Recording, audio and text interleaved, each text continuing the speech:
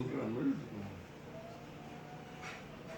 my name is Lavonda Naylor, and my speech is on elderly abuse. The number of elderly people in the population is increasing exponentially. Today, I'm going to discuss the type of abuse risk and effects of abuse on the abused. I have chosen this topic because of the data on elderly abuse in the nursing homes is very limited in potential concern for all of us, whether we're elderly or have relatives who are elderly, which nearly all of us do. Elder abuse comes in many forms.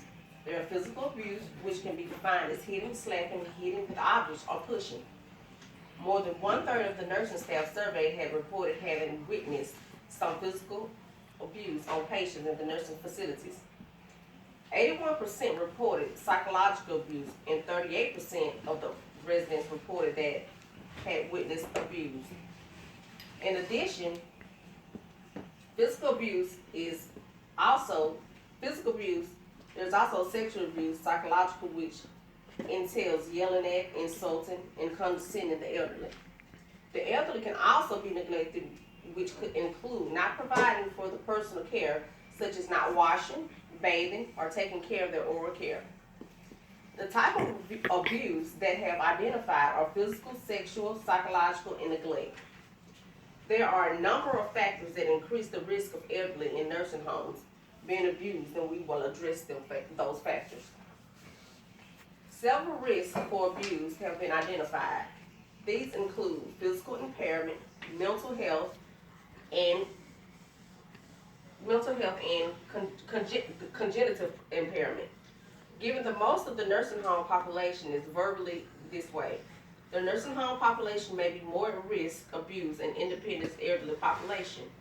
They are more dependent upon caregivers and residents. Increasingly is risk of being abused or neglected. The lack of social support is another factor to place people at risk of being, according to Catherine Howes.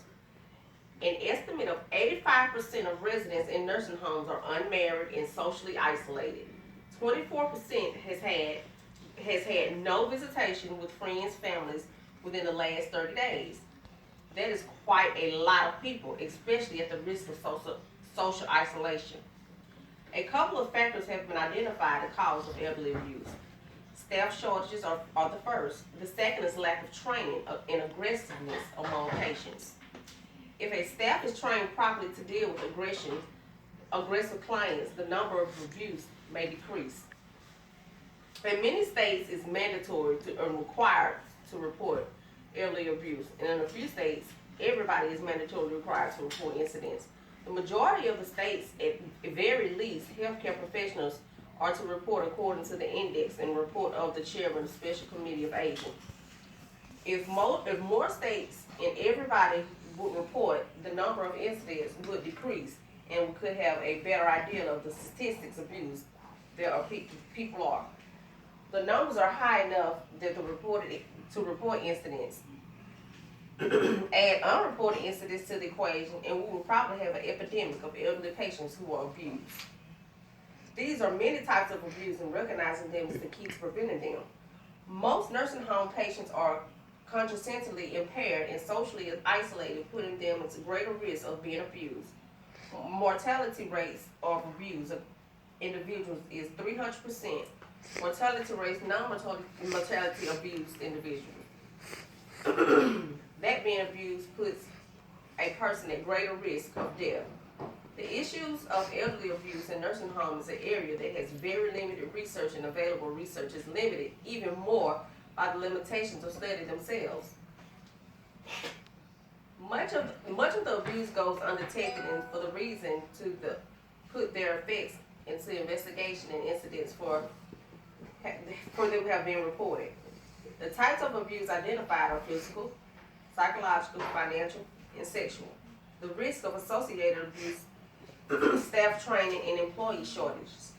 Efforts should be put into training programs to ensure that the staff does not abuse patients.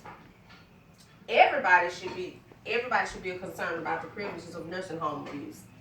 We may one day be elderly, dependent upon nursing professionals of our needs.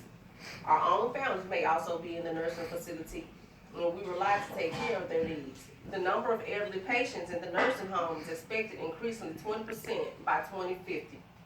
Most elderly, most elderly people are at risk in having to be in a nursing home. Many have impairments, psychological, behavior issues, and at some point at a higher risk. Everybody should be concerned about this issue because we may be one day in our golden years in a nursing facility. Since we may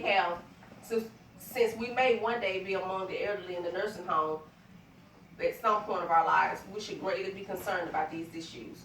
We should do everything and identify abuse with our loved ones ourselves and report the proper agency. The incidence of abuse bound and increase with increasingly age of in our society. If we eliminate the problems of elder abuse, we can make more mortality rates increase for abuse. We should consider that our elderly are a vulnerable part of society and everything in our power to protect them. People in nursing homes are especially vulnerable and at risk for abuse. With mortality rates increasing threefold, we should strive to become advocates for the vulnerable population of the people that we have a better quality of life and live longer and might otherwise. Everybody should be concerned, and we should advocate for better training, professional in charge of care for the elderly, and perhaps pay increase to take care of shortage of personnel available to care for those individuals.